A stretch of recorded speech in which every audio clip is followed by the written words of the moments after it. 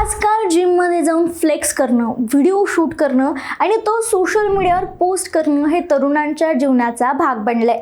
मात्र याच वेळातून एक धक्कादायक घटना घडली आहे.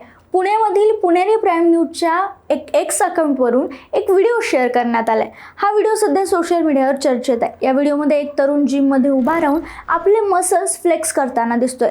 मात्र काही सेकंदातच तो अचानक मागे कोसळतो. मिळालेल्या माहितीनुसार हा तरुण श्वास रोखून मसल्स फ्लेक्स करत होता. त्यावेळी त्याचा मित्र त्याचा व्हिडिओ शूट करत होता.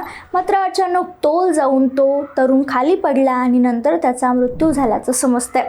हल्ली जिममध्ये व्यायाम करताना हृदयविकाराच्या झटक्याच्या घटना सातत्याने समोर येतात. व्यायाम करताना शरीरावर किती ताण येतोय, आपण काही चुकीचं करत नाही ना, याचा विचार करणं खूप गरजेचं आहे.